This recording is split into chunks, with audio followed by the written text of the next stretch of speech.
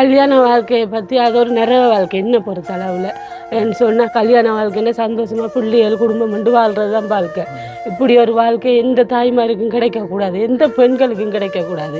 இப்படி ஒரு கணவன், இப்படி ஒரு ஆம்பளை எந்த ஒரு பெண்களுக்கும் அமையக்கூடாது. அதைத்தான் நான் கடவுள்கிட்ட மண்டா இருக்கிறேன். நான் படுற கஷ்டம் மாதிரி எந்த பெண்களும் படக்கூடாது, எந்த தாய்மாருக்கும் வரக்கூடாது. ஏண்டா அவ்வளோ கஷ்டப்பட்டிருக்கேன். கல்யாணம் முடித்ததுலேருந்து நான் அவ்வளோ அடியாக்கினப்பட்டிருக்கேன், அவ்வளோ கொடுமைப்படுத்திருக்காரு. இந்த பொடி எனக்கு வயிற்றுல இருக்கக்குள்ள காலால் மிதிச்சிருக்காரு. அது ஒரு காலால் சைக்கிள் செயினா நடிச்சு பின் வீட்டில் தான் நான் ஓடி போய் ஒழிச்சிருக்கிறேன். இந்த வீட்டுக்கு பின் வீட்டில் விடிய விடிய பிள்ளைகள் ரெண்டையும் கொண்டு விடிய விடிய கத்தி தெரிஞ்சிருக்கிறாரு. சைக்கிள் செயினத்து எடுத்துட்டு அடியை பட்டுட்டு போனேன். நான் வயிற்றுல இருக்க பாபா துடிப்பு இல்லாமல் இருந்து அடுத்த காலையில் போலீஸுக்கு போயிட்டு ஒரு தாய் வந்து அனுபவிக்கூடாத கொடுமையில நீங்க அனுபவிச்சிருக்கீங்க. பிள்ளைகளையும் அவர் அவ்வளோ கொடுமைப்படுத்த. இந்த மூத்தவனை அடிச்சு போட்டு இதில் ஒரு புறா கூட ஒன்று இருந்த வளர்த்த அந்த கூட்டுக்கு மேலே அறிவார். அப்போ இதெல்லாம் போலீஸ் ஸ்டேஷனில் சொன்னீங்களா? அப்படி நடந்த அந்நேரம்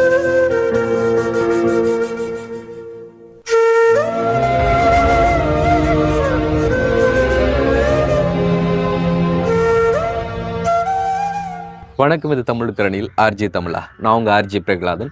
இன்றைக்கி வந்து நம்ம எங்கே வந்துருக்கிறோம் அப்படின்னு சொல்லி பார்த்தீங்கன்னா சொன்னால் மட்டக்களப்பில் மாங்காடு அப்படிங்கிற ஊருக்கு. ஸோ ரொம்ப நாளைக்கு முன்னால் வந்து இங்கே உதவி பண்ணோம். அதுக்கப்புறமா வந்து இன்றைக்கி தான் இங்கே உதவி பண்ணுறோம். மாங்காடுன்னு சொல்லும்போது வந்து லாஸ்ட்டாக வந்து சில பிரச்சனைகளை வந்து இவங்க கூட சந்தித்தோம். ஆனால் இப்போ வந்து இவங்களோட இன்ஃபர்மேஷன் கிடைச்சதும் நாங்கள் வந்துட்டு இங்கே ஆர்டிஸ் மூலம் அவங்க மூலம்லாம் விசாரிச்சுட்டு தான் இன்றைக்கி இவங்களுக்கான ஒரு ஹெல்ப் வந்து பண்ணுறோம். இன்னும் வந்து பண்ண இல்லை. ஸோ இனிமேல் தான் நாங்கள் வந்து ஹெல்ப் பண்ண வேண்டியதாக இருக்குது. பேர்பட்ட ஒரு ஃபேமிலி அப்படின்னு சொல்லி பார்த்தீங்கன்னு சொன்னால் கணவரால் கைவிடப்பட்டு இன்றைக்கி தங்களோட 3 ஆண் பிள்ளைகளையும் வந்து கஷ்டப்பட்டு வளர்த்து கொண்டிருக்கிற ஒரு தாய். ஹோட்டல் வேலைக்கு போய் கொண்டு தான் பிள்ளைகளை பார்த்து கொண்டிருக்கிறாங்க. அவங்களோட கடைசி மகனுக்கு இது ஒரு பிரச்சனை இருக்குது. அதுக்காண்டி ட்ரீட்மெண்ட்டுக்கு இப்போ கொழம்புக்கு போய் வர்றது அண்ட் வந்துட்டு இப்போ வந்து 11 வயசில் வந்து சர்ஜரி பண்ணுறதா வந்து சொல்லியிருக்காங்க. அண்ட் அதுக்கான ஹெல்ப் தேவை அப்படின்னு சொல்லி நிறைய விஷயங்கள் எடுத்து எங்ககிட்ட வந்துட்டு சொல்லியிருந்தாங்க. ஸோ அதுக்கமையும் அவங்களோட பிரச்சனைகள் என்ன அப்படிங்கிறத டீட்டெயிலாக விசாரிக்கலாம் அப்படின்ட்டு தான் இன்றைக்கி நம்ம வந்திருக்கிறோம். ஸோ முழுமையாக வந்து வீடியோக்குள்ளே போகலாம். வீடியோக்குள்ளே போகிறதுக்கு முன்னால் நம்ம சேனலை புதுசாக பார்க்குறவங்களா இருந்தால் முதல்ல நம்ம சேனலை சப்ஸ்கிரைப் பண்ணிவிட்டு அப்படி பெல் பட்டனை கிளிக் பண்ணுங்கள். இப்போ வாங்க வீடியோக்குள்ளே போகலாம். ஓகே, எங்களோட வீட்டை வரணும்னு சொன்னால் இப்படி ஒரு ஒழுங்கு ஒன்று, சின்ன ஒரு ஒழுங்கு. ஸோ இந்த ஒரு ஒழுங்குகளை வந்து தான் அப்படி அவங்கள்ட்ட வீட்டை வந்து போகணும். அம்மா வந்துட்டு டெய்லி வேலைக்கு போகிறா போல். ஆனால் இன்றைக்கி வந்து வேலைக்கு போகலை, என்ன சொல்லி தெரியல. வீடு வந்து நல்ல ஒரு பெரிய வீடு தான், ஆனால் கம்ப்ளீட் பண்ணலை, அதை வந்து முடிக்கலை. குறையிட பாதியோட வந்து வீடு அப்படியே வந்து இருக்குது. வணக்கம் அம்மா. ஓகே, அப்போ இன்றைக்கி வேலைக்கு போகலையா? இல்லை, இவரை இதுக்கு இதுக்கு டயாலிசிஸ் இதுக்கு போட்டு வரத்தால லீவ் எடுத்துனேன். இப்போ எத்தனை நாள் லீவ் எடுத்துட்டீங்க? இப்போ இன்றைக்கு மட்டும். எங்கே கூட்டிகிட்டு போகிறது? களுவாஞ்சுடிக்கு கூட்டி போய் வந்துட்டீங்க? ஓ, அது ஒவ்வொரு கிழமையிலையுமே இல்லை, ஒவ்வொரு கிழமையும் கொண்டு வரணும். களவாஞ்சுடி தானே? களுவாஞ்சுடிக்கு ஒவ்வொரு கிழமையும் கொண்டு வர, ஒவ்வொரு மாதமும் கிளினிக்கு மட்டளப்பு கொண்டு வர, ஒவ்வொரு மாதமும் கொழும்புக்கு கொண்டு வர. கொழும்புக்கு கொண்டு போகிறது.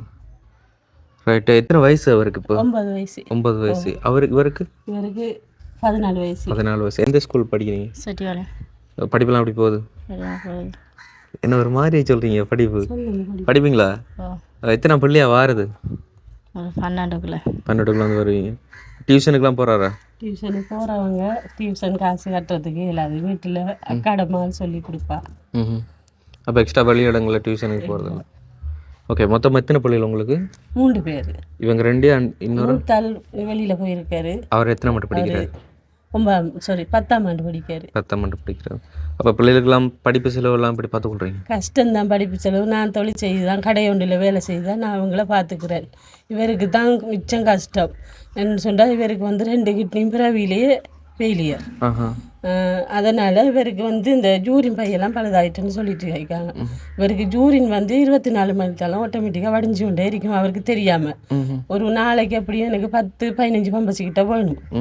மற்ற வந்து இவருக்கு வந்து கொழும்பு கொண்டு வர சிலவு, மட்டளப்பு கொண்டு வர சிலவுகள், இவருக்கு வந்து வெளியால் மருந்து எடுக்கிறதுக்கு பம்பஸ் சிலவெல்லாம் மிச்சம் கஷ்டம்.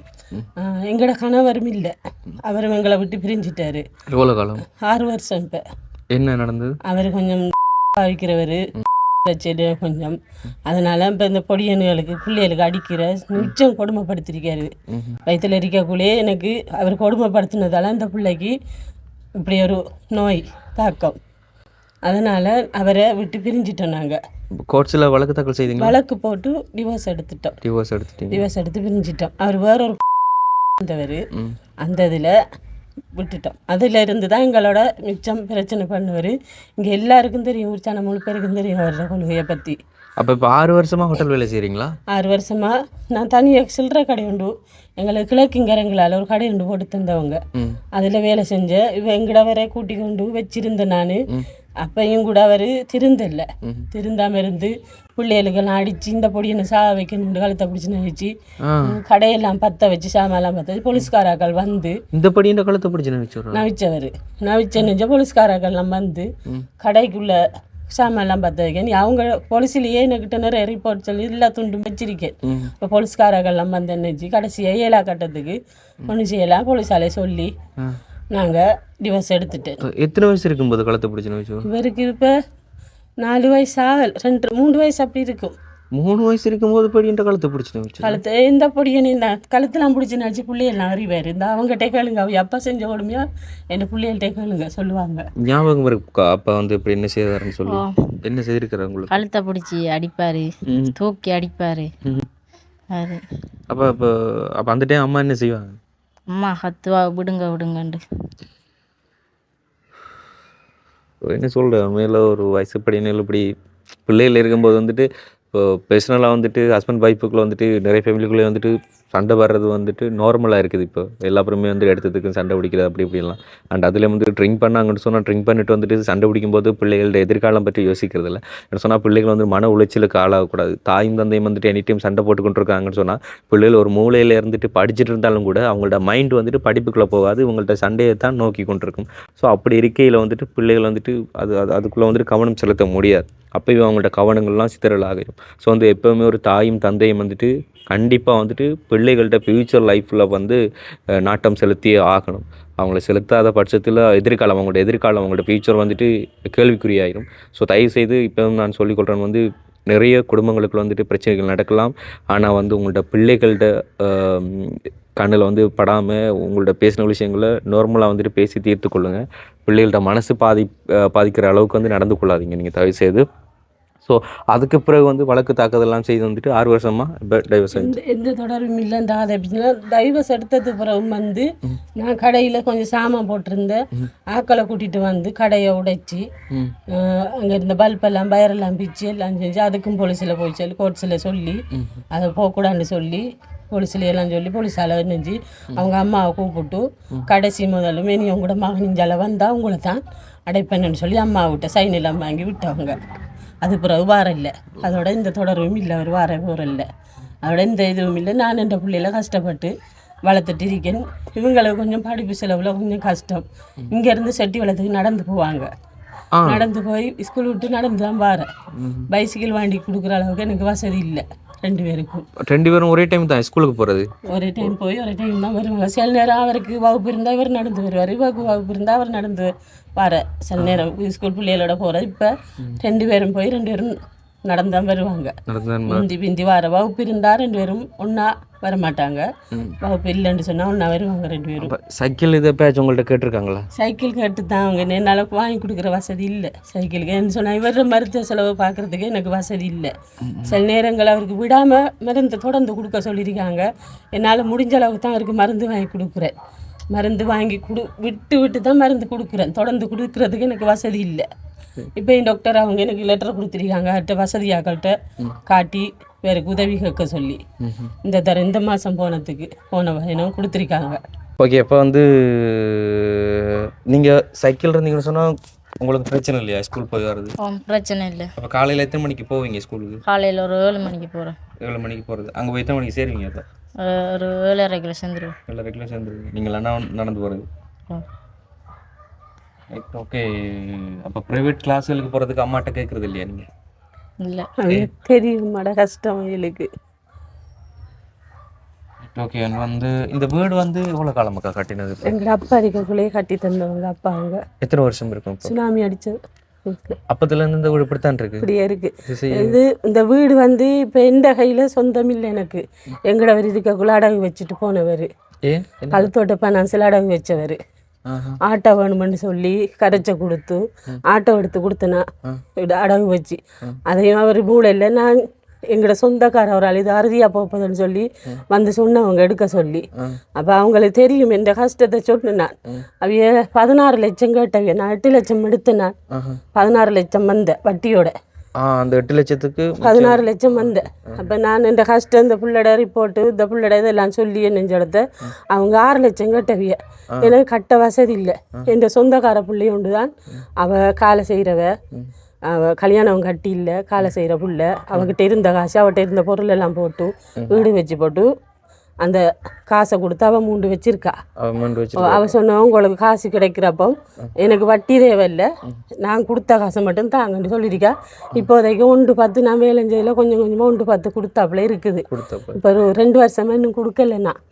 ரைட். அப்போ அந்த ஆட்டோ என்ன செய்தீங்க? ஆட்டோவை அவங்க வந்து தூக்கிட்டு போயிட்டாங்க. நான் இவர் பாபா கிடச்சி கொழும்பு ஹாஸ்பிட்டலில் 1 வருஷம் இருந்த வீட்டுக்கு வராமல் இவர் வருத்தம் இருந்து அந்த டைமில் ஆட்டோவை கொண்டு போயிட்டாங்க. காசு கட்டலையே. அப்போ வளவு வீடு வச்சு அந்த ஆட்டோ கொடுத்து எடுக்கல ஃபுல்லாக தான் எடுத்தேன். 1.75 கொடுத்து எடுத்தேன் நாங்கள். அப்போ அவங்க அந்த வளவுக்கு காசு கட்டணும் தானே திருப்பி 25 மாதம் கட்ட சொன்னவங்க. அதுவும் நான் காசு கொடுத்தேன். எங்களோட அப்பா இருக்கக்குள்ள அந்த வளவு மூடுறதுக்கு எங்களோட அவர்கிட்ட 3 பயணம் கொடுத்தேன். கட்டிட்டேன்னு சொன்னவரை அவர் கட்டலை. அது உங்களோட ஹஸ்பண்ட் அந்த காசையும் அவர் எடுத்துட்டு அது புறவு எங்களுக்கு தெரியும் இவர் காசு கட்டலைன்னு சொல்லி. அதாவது நான் கேட்குறேன் ஆட்டோ எல்லா காசும் கொடுத்து எடுத்தீங்களா இல்லை லீசிங்கில் எடுத்தீங்களா? லீசிங்கில் இல்லை எல்லா காசும் கொடுத்தும் 3.75 கொடுத்து எடுத்தேன் நாங்கள். 3.75 கொடுத்து மிச்ச காசு எங்கிட்ட தந்தவங்க. அந்த மிச்ச காசும் அவர் ஆட்டோ திரும்ப எப்படி தூக்குவாங்களே அந்த வளவு காசு கட்டலைன்னு சொல்லி அந்த டைம்ல எனக்கு தெரியாது. வளவுக்காரர்கள் ஆட்டோ கொண்டு போனது வளவு வந்து ஆட்டோ கல்தோட்ட பனான்ஸ்ல தான் வச்சுனாங்க. பினான்ஸ்காரர்கள் தான் எடுத்துட்டு போனேன். அதுக்கப்புறம் அவங்க அந்த ஆட்டோ காசெல்லாம் கழிச்சு போட்டு 6 லட்சம் கட்டவிய 6 லட்சம் கட்டு தான் திருப்பி இந்த சொந்தக்கார பிள்ளை மச்சால் முறையானவ தான் 3 எடுத்தது. அந்த ஆட்டோ எடுக்கிறது தான் வளவையே வந்து ஈடு வச்சிருக்கீங்க. அந்த ஆட்டோவும் இல்லை வளவும் இல்லை. இப்போ இந்த வளவுக்கு நான் 1.10 கொடுத்தேன் மிச்ச காசு கொடுத்தா அந்த உறுதி எனக்கு திருப்பி தருங்க வட்டி இல்லாமல் அவங்க கட்டின காசு தான் கேட்டேன். ஏன்டா வளவானு ஏமா வேற ஒரு கைக்கு போகக்கூடாது பிள்ளையில வச்சிருக்கீங்க கஷ்டம் பண்ணுறதுக்காக அவள் எனக்கு அந்த உதவியை செஞ்சவ. இன்னும் கொடுமைன்னு பாருங்கள். இது வரைக்கும் நிறைய பேர் வந்துட்டு அவங்களுக்கு இருக்கிற கஷ்டத்துக்கு வந்துட்டு லோன் அப்படின்னு சொல்லி பேங்க்லாம் போய் கேட்டாங்கன்னு சொன்னால் நார்மலாக அது லோன்லாம் கொடுக்க மாட்டாங்க. ஏன்னு சொன்னால் அவங்கள்ட்ட வந்துட்டு லோன் எடுக்கிற அளவுக்கு எந்த ஒரு ப்ரூஃபும் இல்லை. எதையும் வச்சு லோன் எடுக்கலாது. நார்மலாக எந்த ஒரு தொழிலும் எந்த ஒரு வாழ்வாதாரமும் இல்லாமல் வந்துட்டு எடுக்கலாது. ஒன்று வந்துட்டு நம்மளுக்கு ரெகுலராக வந்துட்டு மாதம் வருமானம் வரக்கூடிய மாதிரியான ஒரு தொழில் இருக்கணும். அது நிரந்தர தொழிலாக இருக்கணும். முக்கியமாக வந்துட்டு கவர்மெண்ட் தொழிலை தான் எதிர்பார்ப்பாங்க. என்ன சொன்னால் சைன் இதில் வந்து வைக்கிறதுக்காக வேண்டி கண்டிப்பாக வந்துட்டு சாட்சி கையெழுத்து கூப்பிடுவாங்க. அதுக்கு வந்துட்டு ஒரு அரசு உத்தியோகத்தர்களை தான் கூப்பிடுவாங்க. ஸோ அப்படி இருக்கையிலே வந்துட்டு இவங்களுக்கு வந்து லோன் பண்ணணும் சொன்னால் இவங்களுக்கு வந்து நிரந்தர தொழில் ஏதாச்சும் இருக்கணும். கடை அப்படின்னு சொன்னால் விவசாயம் ஏதாச்சும் ஒன்று இருக்கணும். அதை வச்சு கொண்டு தான் இவங்க வந்து லோனும் எடுக்கலாம். இப்போ லோன் எடுக்கையில் அதை பட்சத்தில் வந்து வளவுகளை வந்து ஈடு வச்சு அப்படி வட்டிக்கு வேண்டி இப்படி தான் வந்து இங்கே இருக்கிற நிறைய கொஞ்சம் வறுமை கோட்டில் இருக்கிற குடும்பங்களுடைய நிலவரம்லாம் போய்கொண்டிருக்கு. ஸோ அப்படி இருக்கையில் தான் இவங்க வந்துட்டு வச்சுருக்காங்க. அண்ட் இதே மாதிரி நிறைய ஃபேமிலி வந்து இன்றைக்கு வரைக்கும் தங்களுடைய இருப்பிடத்தை கூட வந்து அடமானம் வச்சுட்டு வாழ்ந்து கொண்டிருக்கிறாங்க. ஸோ அப்படி இருக்கையில் இந்த 2-3 ஃபேமிலிகளுக்கான இருப்பிடங்கள் வந்து நாங்கள் மீண்டு கொடுத்துருக்குறோம். அண்ட் வந்து இவங்களோட நிலைமைகள் வந்து நாங்கள் எல்லாமே வந்து ஒவ்வொருத்தவங்களோட நிலைமைகளை வழியில் காண்பிக்கிறது மட்டும் தான் எங்களோட கையில் இருக்குது. அண்ட் வந்துட்டு ஆரம்ப கட்டமான அவங்களுக்கான ஆரம்ப கட்ட ஹெல்ப் பண்ணுறது. அண்ட் அதுக்கு அடுத்தட்டமாக வந்துட்டு இப்போ எல்லா பேருக்கும் அந்த ஒரு உதவிகளை எல்லாரும் செய்வாங்க அப்படிங்கிறது வந்துட்டு எங்களுக்கு சொல்ல தெரியாது. அவங்களோட நிலைமை புரிஞ்சு அந்த வீடியோ வந்து எத்தனை பேரை போய் சேருதோ அப்போ அவங்க புரிஞ்சுக்கொண்டு அந்த ஒரு ஹெல்ப்பை பண்ணால் மட்டும்தான் வந்து முடியும். நான் வந்து இவங்கள்ட்ட மெடிக்கல் ரிப்போர்ட்லாம் காட்டுவீங்களா? இது கொழும்பு ரிப்போர்ட். இந்த தரம் போயிட்டு வந்தது. இது அடுத்த தரம் போர்டில் அட்மிட் பண்ணிட்டு கொண்டு 22 ஜனவரி சின்ன ஆப்ரேஷன் ஒன்று இருக்குன்னு சொல்லியிருக்காங்க டாக்டர் ஆனந்த் லக்மார். அப்போ இதில் ஆப்ரேஷன் போட்டுக்குள்ளே ரைட். அப்போ அவங்க வந்துட்டு பேசுறது உங்களுக்கு எப்படி தமிழில் பேசுவாங்க? தமிழில் பேச டாக்டர் இருக்காங்க. ரைட். அப்போ இப்போ என்ன சொல்லியிருக்காங்க கொழம்புல? இது ஜனவரி 22 வரைக்கும் அந்த ஜூரின் போகிறதுல கொஞ்சம் பிரச்சனை இருக்குது. அதை ஆப்ரேஷன் ஒன்று பண்ணுறதுக்காகத்தான் இதை வந்து சொல்லி தந்திருக்காங்க. கவர்மெண்ட் ஹாஸ்பிட்டல் தான் இது? ஆமாம், எல்லாராச்சில் கொழும்பு பொரளையில். இது விந்தியா மேடத்துற கிளினிக்கு தான் போகிறோம் நாங்கள். கிட்னி சம்மந்தப்பட்டது. ரைட். அப்போ சர்ஜரி வந்துட்டு 2025 முதல் அவசரம் பண்ணணும்னு சொல்லியிருக்காங்களா? 11 வயசுல தான் செய்யணும்னு சொல்லியிருக்காங்க. செய்யக்குள்ள அவங்க சொல்கிறேன்னு சொல்லியிருக்காங்க. அவர் இப்போ ஸ்கூலுக்கு போகிற இல்லையா? ஸ்கூலுக்கு அனுப்புகிற இல்லை, எனக்கு ஸ்கூலுக்கு அனுப்ப பயம் வேண்டாம். 2 தரம் விழுந்தவர். ஸ்கூலுக்கு இல்லையா? பிள்ளைகளோட விளையாடி விழுந்து வயிறடி பட்டு விழுந்து ஹாஸ்பிட்டலில் கொண்டு வச்சுருந்தேன் 2 தரமும். அதுக்கப்புறம் பயத்தில் அனுப்புறல. அவரும் வந்து அடிக்க ஒருக்கா பம்பஸ் மாத்திரை வைக்கிறதுல அவர் மேலாண்டு சொல்லிட்டாரு. வீட்டில் கடை பிள்ளைகள் அண்ணாக்கள் தான் படிப்பிச்சு கொடுக்குறாங்க. இப்போ எத்தனை ஆண்டோட ஸ்கூலில்? 2ஆம் ஆண்டு. 2ஆம் ஆண்டோட. இப்போ எத்தனை? 9 வயசு. 9 வயசு. ஸோ வந்து 2 வருஷத்துக்கு முதல்ல தான் கடைசி ஸ்கூலுக்கு போனது. பேர் இதெல்லாம் எழுதி அதெல்லாம் படிப்பார், வாசிப்பார், பேரெல்லாம் எழுதுவார். உங்கள்ட்ட பேர்லாம் அவர் எழுதுவார்? எங்களோட பேர் 1-2 பிள்ளை விட்டு எழுதுவார். இங்கே அதே மாதிரி வீட்டில் இருந்தவரை ஹாஸ்பிட்டலில் இருந்தது தான் மிச்சம் கூடுதல். அடிக்கிறதுக்கு வருத்தம் வந்தால் போட்டில் கொண்டு வைக்கிறேன். எந்த நேரம் காய்ச்சல் வரும், கால் வீங்கும், வயிறு வீங்குற. அவர் போட்டில் தான் நேம் இருந்திருக்காரு, ஹாஸ்பிட்டல்லாம் நேம் இருந்திருக்காரு. ஸோ இது எல்லாமே வந்து அவரோட காப்பிகள் தானே? அவர் தான் எல்லாம். நீ ஸ்கூலுக்கு போகிற மாதிரி இவ்வளோ க்ளீன் காப்பி என்ன எல்லாம் இருக்கு. இந்த தரம் அவருக்கு இந்த இதை எடுத்து பார்த்ததில் பிள்ளைன்னு சொல்லி தந்திருக்காங்க. இந்த ஃபைல் இந்த இருக்கிறது இது மட்டும் 2.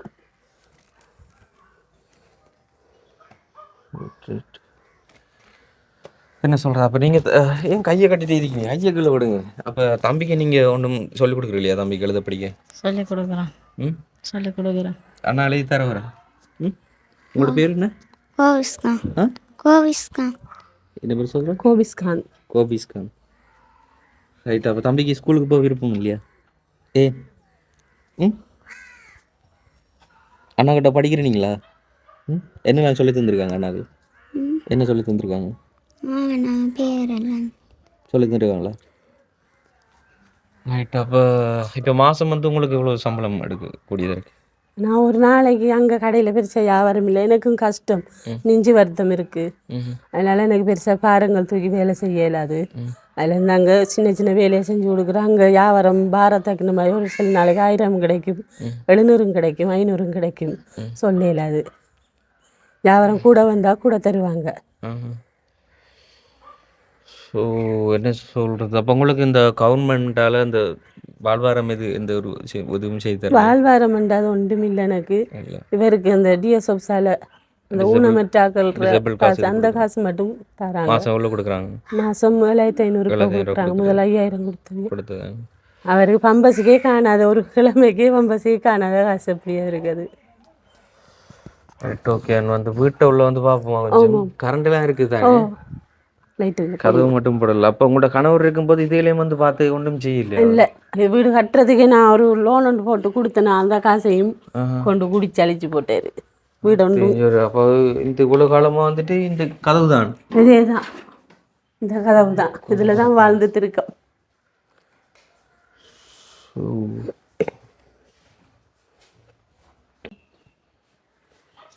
இன்னொரு நிலவரத்தில் இருக்குன்னு வரேன் வீடு. வாங்கிட்டு இது போச்சு.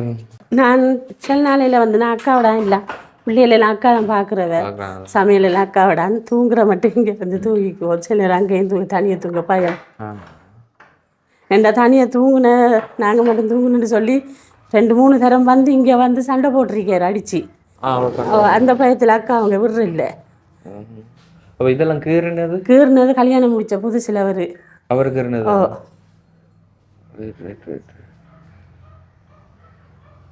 என்ன சொல்ற? அப்போ கல்யாணம் முடிச்ச ஆரம்பத்தில் வந்து எப்படி இருந்தவர் உங்களோட? கல்யாணம் முடிச்ச ஒரு 2 வருஷம் மட்டும் நல்லா இருந்தார்.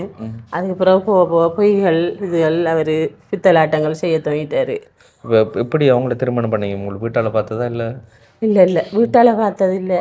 அவர் என்ன எப்படி முடித்தாருன்னு சொன்னால், நான் லவ் பண்ண ஒன்றும் செய்யலை, எனக்கு பார்த்த மாப்பிள்ளை வேறு, அவர் மருந்து போட்டு முடித்தது தான்.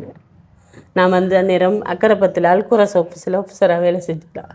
அந்த டைமில் அவர் கூட்டாளியில் ஒரு புள்ள அதில் வேலை செஞ்சேன்.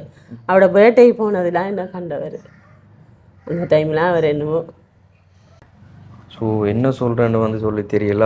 இப்போ உங்களுக்கு தேவையான ஹெல்ப் அப்படி சொன்னால் என்ன உதவிகள் வந்து இப்போ? எனக்கு தேவையானது இவர் மருத்துவ செலவு தான் எனக்கு தேவை.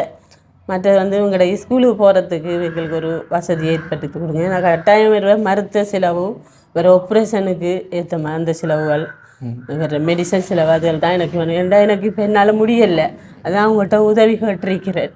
இப்போ இவங்க வந்துட்டு அப்பா எல்லாம் கேட்குறது என் அப்பா கேட்க மாட்டாங்க. என் அப்பா செஞ்ச கொடுமையெல்லாம் அவங்களுக்கு தெரியும். அப்பா அவ்வளோ கொடுமைப்படுத்திருக்காரு, அடித்து ஆக்கினம் செஞ்சிருக்காரு. அதுலேருந்து பிள்ளைகளாகவே வருத்ததுகள்.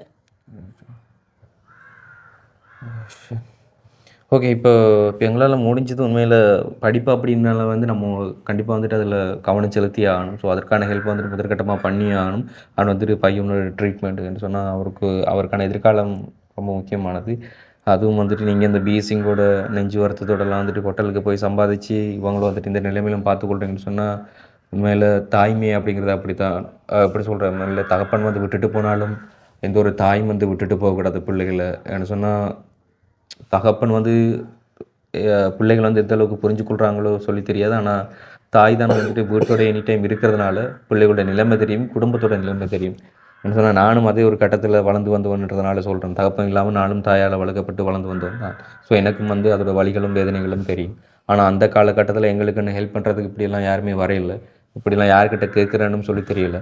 அப்போ ஏதோ ஒரு வகையில் எங்களோட அம்மா மட்டும் தான் கஷ்டப்பட்டு வீட்டிலேயே வச்சு இடியப்பம் வச்சு எங்களை வளர்த்து எடுத்தாங்க.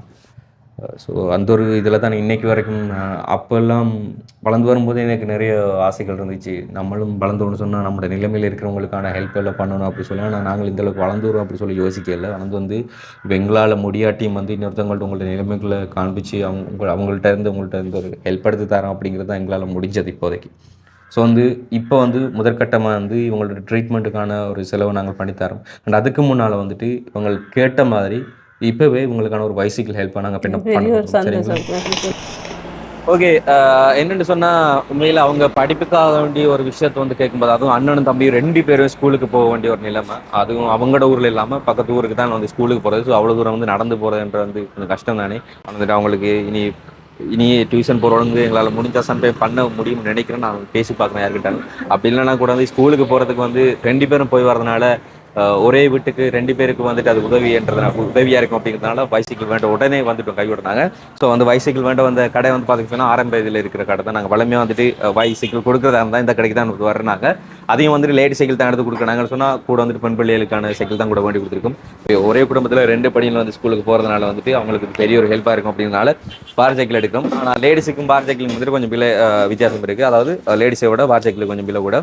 இது வந்து 48,500 போகுது. ஆனால் நம்ம டொனேட் பண்ணுறதுனால வந்துட்டு 1,500 நம்மளுக்கு கழிச்சு வந்து 47க்கு வந்து கொடுக்குறதா சொல்லியிருக்காங்க. ஸோ உடனே வந்து நம்ம இங்கேருந்து ஏற்றிட்டு வந்து போகலாம். பஸ் இதுக்கு எதுக்காச்சும் வாரண்டி இருக்குதா? பஸ் இதுக்கு full frame warranty, Lumala warranty. எவ்வளோ நாள்? 12 வருஷம். 12 வருஷம் வாரண்டி. என்ன சொன்னால் ரிம் நெலிஞ்சாவா இல்லை கரக்கட்டினா ஒன்றும் இல்லை. அந்த ஃப்ரேமுக்கு ஃபுல் ஃப்ரேமுக்கு வந்துட்டு உங்களுக்கு 12 இயர்ஸ் வாரண்டி தராங்க. வந்துட்டு இயற்கை வெடிப்பு தானா வெடிச்சு ஒட்டு விட்டா அப்படி இல்லாம இயற்கை வெடிப்பு தானா வெடிச்சு ஒட்டால கலண்டா உடனே மாத்திடுவோம். ஓகே. அப்படின்னு சொன்னா அது இதுக்கு மட்டும், அதாவது பிரேம் சொன்னா வந்து இந்த பிரேமுக்கு மட்டும், இதுக்குள்ள ஏதாச்சும் வெடிப்புக்குள்ள இன்னும் வந்தா வந்து இது செய்வாங்க. ஸோ இந்த லுமாலா ஒரிஜினலான வைக்கிள் அப்படிங்கிறதால வந்துட்டு லுமாலா தான் வந்து எடுத்து கொடுக்குறோம். ரைட். அதோட உங்களுக்கு அதோட வந்த கெரியல் ஷீட் பெடல் 3 மணி இருக்கு. இந்த carrier seat pedal. Right. Okay.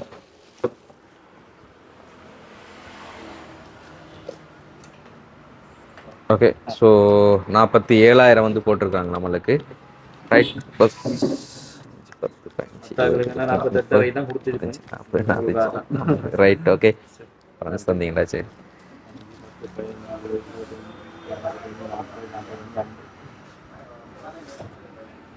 டொனேஷன்ன்றதெல்லாம் amount ஃப்ரீயாக கொடுப்பீங்களான்னு சொல்லி சொன்னாங்க. உங்களோட ப்ரொமோட் வேற காட்டுறோம். இல்லை நீங்கள் உங்களோட கடையால் கொடுப்பீங்கடா, அதை உங்களோட கடையும் ப்ரொமோட் பண்ணுறோம். உங்களோட கடையில் ஸ்பான்சராக வந்திருக்கும் அந்த படிநிலைக்கு. அமௌண்ட் ஃப்ரீயாக கொடுத்தீங்கன்னா அந்த லுமாலா இது பிரச்சனை கொடுங்க. உங்களோட கடையை காட்டிருக்கிறோம். சரியா? Okay. Okay. Right. Okay. Okay. And வந்து அவங்களோட கடையால் வந்துட்டு ஓகே இதை வந்து டொனேட், அதாவது நம்ம டொனேஷன் கொடுக்குறதுனால அவங்களும் வந்து டொனேட் பண்ணுறது. இது அவங்களோட கடையால் வந்துட்டு இது ஃப்ரீயாக கொடுக்குறாங்க இந்த பம்ப் வந்து. ஓகே. அதாவது வீடியோ பார்த்து எல்லாரும் ஃப்ரீயாக கட்டுறாதீங்க. இந்த சைக்கிளுக்கு இது ஃப்ரீயாக கிடையாது.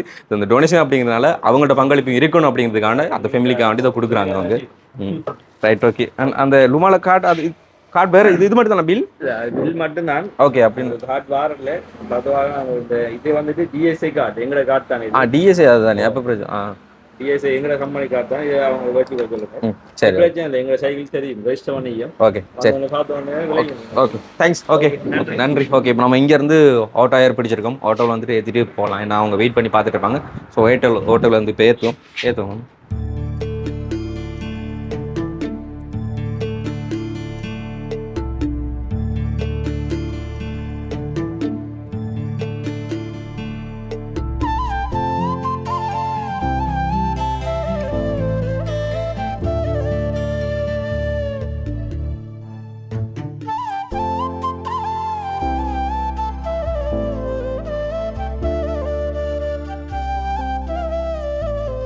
ஓகே வந்து நம்ம முந்தலாம்.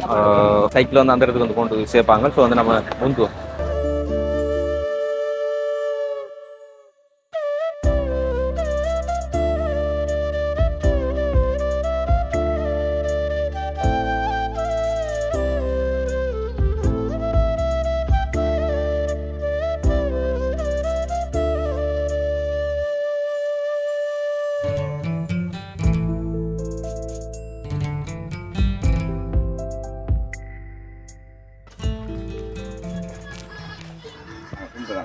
எவ்வளோ? 2,500 சரிதானே? Okay thank you. ஓகே சரி.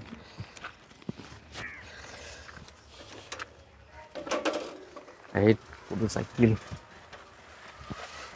நம்ம தான் ஓடி பார்க்கணும் போல இருக்கு. பெஸ்ட்டுக்கு காற்றெல்லாம் ஒன்றும் இல்லை. ரிப்பேரிங் பண்ணி எடுக்கணும். ஒரு வாட்டி மெக்கானிக்ஸை பெஸ்ட்டுக்கு இது பண்ணி எடுக்கணும்.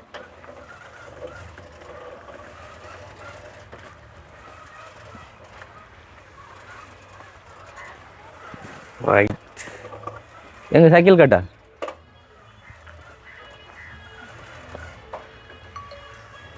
ரைட் இந்தாங்க நீங்கள் கேட்டது உங்கள்கிட்ட வெளியே. ரைட் அதில் இதெல்லாம் இதுக்குள்ளே இருக்குது. கேரியரில் இதுலேருந்து எல்லாம் இருக்குது. நாளைக்கு கழட்டி பிடிச்சிங்க சரிங்களா? ஓகே ஸோ நன்றி. எங்களுக்கு இல்லை எல்லாம் அங்கே பார்த்து கொண்டிருக்கிறவங்க தான். ஆனால் வந்து நீங்கள் கேட்டது வந்து முக்கியமாக உங்களோட படிப்புக்கான இந்த ஒரு ஹெல்ப்பு, அடுத்தது இவரோட மெடிக்கல் ஹெல்ப் தான்.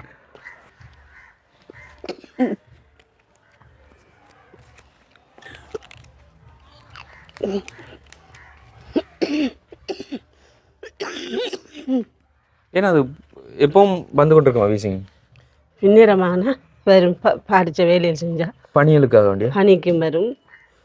இப்போ எனக்கு வருத்தம் கூடுதல். அதுலேருந்து வேலையெல்லாம் செய்யலை. அதான் உங்கள்கிட்ட நான் ஹெல்ப் கேட்டு காரணமே. அப்போ இப்போ ஹோட்டலுக்குள்ள எப்படி வேலை செய்யுங்க? ஹோட்டலுக்கு வந்து பம்மோட அரிப்புன்னு தான் படித்த வேலையில் அதில் செஞ்சால் மூச்சு எடுக்கிற கஷ்டம். எப்போ இருந்து இந்த வீசிங் வந்தது உங்களுக்கு? எனக்கு இப்போ இது வந்து 4 வருஷம் ஆச்சு. 4 வருஷத்துக்கும் பெருசாக இல்லை. இப்போ ஒரு 6 மாதமாக இருந்தால் இப்போ கூடுதலாக இருக்குது. Right okay. அம்மா வந்து இப்போ இந்த நிலைமையில் உங்களை இப்படிலாம் பார்த்துக்கொள்கிறாங்க. ஸோ வந்து நீங்கள் படிப்பை கைவிட்டுறாதீங்க சரிங்களா? படிப்புக்கான ஹெல்ப் எதுவும் உண்டாலும் எங்கள்கிட்ட கேளுங்க. அப்படி டியூஷன் என்ன சொன்னால் கேளுங்க. எங்களால் முடிஞ்ச ஹெல்ப்பை நாங்கள் பேசி அடுத்தவங்கள்ட்ட வந்து பெற்றுத்தர முடிஞ்சால் நாங்கள் வந்து பெற்றுத்தரோம் சரிங்களா? நல்லபடியாக வந்து கடைசி வரைக்கும் படித்து அம்மா இப்போ படுற கஷ்டம் தெரிந்தானே முடிச்சு ஹோட்டலுக்கு போய் வேலை செஞ்சு இந்த நோயை வந்து பார்த்துக்கொள்கிறாங்க. கடைசி வரைக்கும் அம்மா வந்து நல்லபடியாக வந்து பார்த்துக்கொள்ளணும். உங்களோட அண்ணா வந்தாலும் சொல்லுங்கள் சரிங்களா? ஸோ அந்த 2 பேரும் வந்து சைக்கிளில் நல்லபடியாக போங்க, படிங்க. படிப்புக்கான செலவுகள் இது மாதிரி இருந்தால் கேளுங்க தைரியமாக. வேறு என்ன சொல்கிறதம்மா? எங்களால் முடிஞ்சது வந்து நீங்கள் கேட்டதுக்காமையே முதற்கட்டமாக வந்து இதில் ஒருத்தருக்கு பணம் இருக்குது இது எவ்வளோன்னு சொல்லி பாருங்கள்.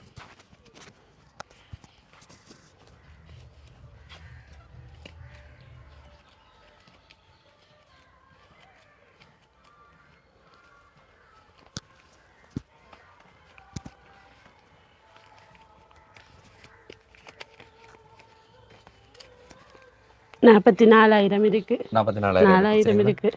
ஸோ அது 44,000 அண்டு இது உங்களுக்கானது. இது வந்து அந்த பில்லு அதோட பில்லு சரிங்களா? 12 வருஷம் வாரண்டி இருக்குது. பிரேமுக்கு மட்டும், அதாவது இந்த நடு பிரேமுகளுக்கு மட்டும் ஏதாச்சும் தான வெடிப்புகள் நம்மள இருந்தால் மட்டும் 650 அந்த ஷாப்பில் போய் நீங்கள் மாற்றி எடுக்கலாம் சரிங்களா? அண்ட் அதோட பேலன்ஸ் சரிங்களா? என்ன சொன்னால் 500 பைசைக்கிளுக்கு வந்து டோட்டலாக வந்து 50,000. சரிங்களா. அதில் வந்துட்டு 47,000 வந்துட்டு சைக்கிள் எடுத்து வந்துங்க. மீது 3,000 2,500 ஹையர் காசு 500 காசு உங்கள்கிட்ட கையில் இருக்குது. நாளை ரிப்பேர் பண்ணி எடுத்து கொடுங்க. அண்ட் வந்து இந்த 44,000 வந்து உங்களுக்கு தந்தது வந்துட்டு ஜெர்மனியில் இருக்கிற டயாமா. அண்ட் அதே மாதிரி உங்களுக்கு இந்த பைசைக்கிள் பண்ணுறதுக்கு ஹெல்ப் பண்ணது யூகேல இருக்கிற கரணன் அனுப்பியிருந்தாங்க. அதாவது படிக்கிற பிள்ளைகள் யாராச்சும் இருந்தால் சரி அவங்களுக்கான ஒரு ஹெல்ப்பாக வந்து பைசைக்கிள் வண்டி கொடுங்க அப்படின்னு சொல்லி தான் அனுப்பியிருந்தது. ஸோ இது ரொம்ப நாளாக வந்து அனுப்பினது. என்னன்னா நாங்கள் அதிகமாக எல்லாருக்கும் பைசைக்கிள் வண்டி கொடுக்கறது கிடையாது. கட்டாய தேவைகள் இருக்கிறவங்களுக்கு மட்டும், படிப்பு சம்மந்தமாக வந்து கட்டாய தேவைகள் இருக்கிறவங்களுக்கு மட்டும் தான் அந்த பைசைக்கிள் வண்டி கொடுக்குறது. ஸோ அவங்க வெகு நாள் அனுப்புனது வந்து இன்றைக்கி வந்து இவங்களுக்கு ஒரு உதவி வந்து அமைஞ்சிருக்குது. ரைட், அவங்க வந்து நீங்கள் ஏதாச்சும் சொல்லணும்னு ஆசைப்பட்டீங்கன்னு சொன்னால் அது எங்களுக்கானது இல்லை, அவங்களுக்கானது தான். ஸோ இதுவும் சொல்லிங்க. என்னென்னு சொன்னால் நான் மிச்சம் கஷ்டத்தில் இருந்தேன். நான் இவங்களுக்கு ஸ்கூலுக்கு போகிறது தான் நடந்து போய் கொண்டிருந்தவங்க. இந்த பைசைக்கிள் அவங்களுக்கு உதவி செஞ்சவங்களுக்கு கோடி நன்றி, கோடி புண்ணியம் கிடைக்கும். நாங்கள் நன்றி சொல்கிறோம் எங்களுக்கு எல்லாருக்கும். மற்ற வந்து இவர் இது மருத்துவ செலவுக்கு தந்த சல்லி கொடுத்தவங்களுக்கும் நன்றி சொல்கிறோம். எங்களுக்கு இந்த உதவி கிடைச்ச பெரிய ஒரு நன்றி. இன்னும் இவர மருத்துவ செலவுக்கு, இவர் போக்குவரத்து செலவு, நான் ஒரு மாதம் போகிற செலவுகள், மற்றது வந்து இவருக்கு சத்துள்ள சாப்பாடுகள் எல்லாம் வாங்கி கொடுக்க சொல்லியிருக்காங்க. இவருக்கு ரத்தம் பத்திரத்தால் அதுவும் எனக்கு மிச்ச கஷ்டம். எனக்கு இப்போ வருத்தம் மிச்சம் இதாக இருக்கிறதால எனக்கு இவருக்கு இவங்கள பார்க்குற கொஞ்சம் கஷ்டம். ரைட், இப்போ நார்மலாக வந்து ஒரு வாட்டி கொழும்பு கூட்டிகிட்டு வரணும்னு சொன்னால் அவ்வளோ செலவாகும் உங்களுக்கு? இவரை கொண்டு போனால் இவருக்கு நல்ல மனுஷம்னா இப்போ நான் போய் 10,000 இதுக்குள்ளே போயிட்டு வந்துடுவேன். பஸ்ஸில் போய் வந்துடுவேன். இவரை போர்டில் நிப்பாட்டினாங்கன்னா எனக்கு ஒரு 20,000 ரூபாய்க்கிட்ட முடியும். என்ன போர்டில் நீ இவருக்கு பம்பஸ் நிறைய வேணும். போர்டில் இருக்கிறேன்னு சொன்னால் கொஞ்சம் நனைஞ்சாலே அடிக்க ஒருக்கா மாற்றிக்கிட்டு இருக்கணும். இப்போ பம்பஸ் செலவு தான் நிறைய வரும். மற்ற சாப்பாடு செலவு இருக்குது, அது இதுக்கு செலவுகள் இருக்கும். சில நேரங்களில் மருந்துகள் தேவை என்று சொன்னாலும் தருவாங்க எடுக்கிறதுக்கு. இப்போ அந்த செலவுகள் அப்படி வேணும். நிப்பாட்டுவாங்க 10 நாள் 15 நாள் ஒரு மாதம் அப்படி நிப்பாட்டுவாங்க. அப்போ அந்த டைம் செலவுகளாம் என்ன பண்ணுவீங்க? அந்த செலவு கஷ்டம்தான்.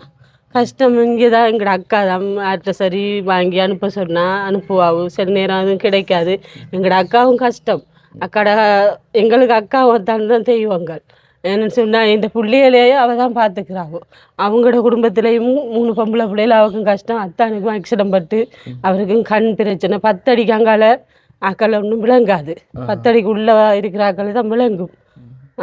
அவர் தொழில் செஞ்சு தான் அவங்களோட குடும்பத்தையும் பார்க்குறாங்க. அதில் ஒரு 2 பேர் கல்யாணம் கட்டி, இன்னொரு மகள் இருக்கா, இன்னும் கல்யாணம் கட்டியில் படித்து முடிச்சுட்டு இருக்கிறாவோ. இப்போ அவங்களும் மிச்ச கஷ்டம். அந்த கஷ்டத்துலேயும் எங்களோட பிள்ளைகளையும் எந்த குடும்பத்தையும் அவங்க பார்க்குறாங்க. பிள்ளைகளை வச்சு நான் வேலைக்கு போனேன். சரிங்க, இப்போ நீங்கள் சொன்னீங்க தானே, இப்போ இவ்வளோ கஷ்டப்பட்டு இன்றைக்கி பிள்ளைகளையும் வந்து இந்த ஒரு நிலவரத்தில் நீங்கள் பார்த்துக்கொள்கிறீங்க. அது ஒரு பெரிய விஷயம். ஒரு தாயாக வந்து இந்த பிள்ளைகளை விட்டு எங்கே போகாமல் வந்து பார்த்துக்கொள்கிறன்ற ஒரு பெரிய விஷயம். அவன் வந்து நீங்கள் கல்யாணம் பண்ணதை பற்றி என்ன சொல்ல நினைக்கிறீங்க? அதாவது இப்படி ஒரு தகப்பம் வந்து அமைஞ்சது நீங்கள் சொன்னீங்க. அதாவது 3 வயசு குழந்தைய கூட வந்து பாராமல் கழுத்தை நினைச்சு கொல்ல பார்த்துருக்காருன்னு சொன்னால் எப்பேற்பட்ட தகப்பனாக இருப்பார். ஸோ அந்த ஒரு கல்யாண வாழ்க்கையை பற்றி நீங்கள் என்ன சொல்கிறீங்க? கல்யாண வாழ்க்கையை பற்றி அது ஒரு நிறைய வாழ்க்கை என்ன பொறுத்த அளவில் என்ன சொன்னால், கல்யாண வாழ்க்கைன்னா சந்தோஷமாக பிள்ளைகள் குடும்பம் கொண்டு வாழ்கிறது தான் வாழ்க்கை. இப்படி ஒரு வாழ்க்கை எந்த தாய்மாருக்கும் கிடைக்கக்கூடாது, எந்த பெண்களுக்கும் கிடைக்கக்கூடாது. இப்படி ஒரு கணவன், இப்படி ஒரு ஆம்பளை எந்த ஒரு பெண்களுக்கும் அமையக்கூடாது. அதைத்தான் நான் கடவுள்கிட்ட மண்டா இருக்கிறேன். நான் படுற கஷ்டம் மாதிரி எந்த பெண்களும் படக்கூடாது, எந்த தாய்மாருக்கும் வரக்கூடாது. ஏண்டா அவ்வளோ கஷ்டப்பட்டிருக்கேன் இந்த வாழ்க்கையில். மிச்சம் கஷ்டப்பட்டிருக்கேன்னா இந்த பிள்ளைகள் என்னென்னு சொன்னால், கல்யாணம் முடித்ததுலேருந்து நான் அவ்வளோ அடியாக்கினப்பட்டிருக்கேன், அவ்வளோ கொடுமைப்படுத்திருக்காரு. இந்த பொடி எனக்கு வயிற்றுல இருக்கக்குள்ள காலால் மிதிச்சிருக்காரு. அது ஒரு காலால் சைக்கிள் செயினான் அடித்து பின் வீட்டில் தான் நான் ஓடி போய் ஒழிச்சிருக்கிறேன். இந்த வீட்டுக்கு பின் வீட்டில் விடிய விடிய பிள்ளைகள் 2 கொண்டு விடிய கத்தி தெரிஞ்சிருக்கிறாரு. சைக்கிள் செயினத்து எடுத்துட்டு அடியை பட்டுட்டு போனேன். நான் வயிற்றுல இருக்க பாபா துடிப்பு இல்லாமல் இருந்தால் அடுத்த காலையில் போலீஸுக்கு போயிட்டு ஹாஸ்பிட்டலுக்கு போய் இருந்தேன் நான் ஓட்டிலே. அப்போவே அவரை போலீஸ் தான் எடுத்துருந்தேன். அப்படி எல்லாம் கொடுமைப்படுத்தினதால என் பிள்ளைக்கு கிட்னி பிரச்சனை. இல்லைட்டா எந்த ஃபேமிலிக்கையும் இல்லை, இந்த வருத்தம் அவர ஃபேமிலிக்கையும் இல்லை. மிச்சம் கஷ்டப்பட்டிருக்கேன். அதனால பிறந்த இந்த படியோட கடுமாக்கி நிற்கலாம். இவர் இருக்கக்குள்ளே மிச்சம் 7 வயசில் வந்து விட்டுட்டு போனவர். 7 மாதத்துலேயே.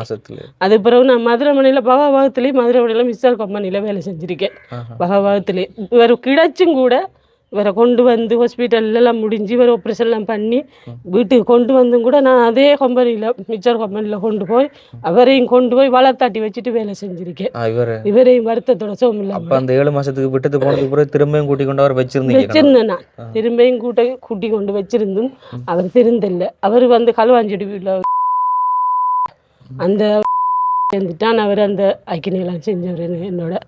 அதுக்கு அவங்க அம்மா அவங்களோட குடும்பமே அவருக்கு ஹெல்ப்பு.